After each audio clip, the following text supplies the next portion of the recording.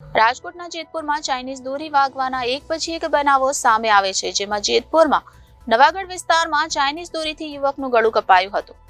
રબારિકા ચોકડીથી નવાગઢ ઘરે બાઇક પર જઈ રહેલ ત્યારે ચાઇનીઝ દોરીથી આ યુવકનું ગળું કપાયું હતું. જેતપુરમાં જાગૃતિનગરમાં રહેતા યુવકને ગળાના ભાગે ચાઇનીઝ દોરી વાગતા યુવક ઈજાગ્રસ્ત થયો હતો. ઈજાગ્રસ્ત યુવકને સારવાર અર્થે જેતપુર સરકારી હોસ્પિટલમાં ખસેડવામાં આવ્યો હતો.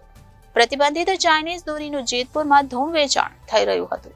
રાજકોટના જેતપુરમાં ચાઇનીઝ દોરી વાગવાના એક પછી એક બનાવો સામે આવે છે, ત્યારે ઉત્તરાયણનો પર્વ હોય અને પતંગબાજો ચાઇનીઝ દોરીનો ઉપયોગ કરતા હોય, નિર્દોષ લોકો તેનો ભોગ બની રહ્યા છે. રહીમ ઇબ્રાહીમભાઈ સવાણ ઉંમર વર્ષ 45 જે યુવક ચાઇનીઝ દોરીથી ઇજાગ્રસ્ત થતા જેતપુર સરકારી હોસ્પિટલ ખાતે સારવાર અર્થે ખસેડવામાં આવ્યો હતો. ઇજાગ્રસ્તની હાલત ગંભીર હોય વધુ સારવાર અર્થે જૂનાગઢ રેફર કરાયો હતો.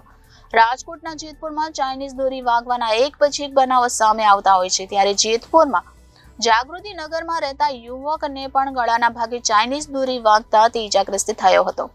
સંતોષ સીતારામ યાદવ ઉંમર વર્ષ 40 જે ઘાતક ચાઇનીઝ દોરીથી ઇજાગ્રસ્ત બન્યો હતો. આ ઇજાગ્રસ્ત યુવકને સારવાર અર્થે જેતપુર સરકારી હોસ્પિટલમાં ખસેડવામાં આવ્યો હતો.